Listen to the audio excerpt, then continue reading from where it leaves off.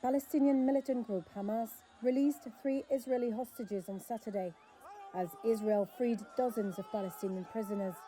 It's the latest in a ceasefire deal aimed at ending the 15-month war in Gaza. Ohad Benami and Eli Sharabi were both taken hostage from Kibbutz Be'eri during the cross-border Hamas-led attack on October 7, 2023. Or Levi was abducted that same day from the Nova Music Festival. The 3 men all appeared thin, weak and pale, and in worse condition than the previously freed hostages. Family and friends cheered and cried as they watched their release live on television.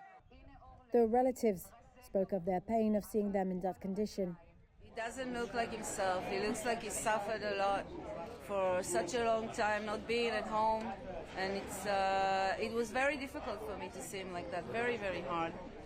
Dozens of Hamas militants were deployed in central Gaza as it handed hostages over to the International Committee of the Red Cross. The hostages were then driven in ICRC cars to Israeli forces and into Israel, where they were reunited with family members.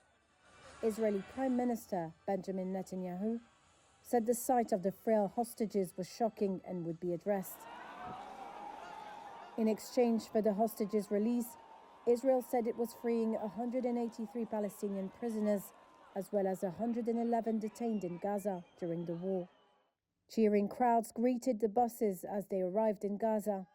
6 people released in the West Bank were in poor health and taken to hospitals, according to Palestinian medics.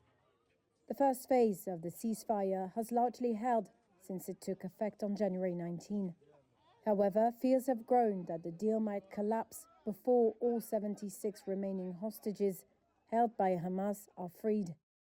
Concerns intensified after US President Donald Trump's surprise call to develop Gaza into, quote, the Riviera of the Middle East.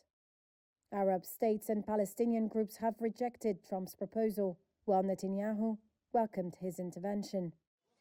Negotiations on the second phase began this week, aimed at returning the remaining hostages and agreeing a full withdrawal of Israeli troops from Gaza in preparation for a final end to the war.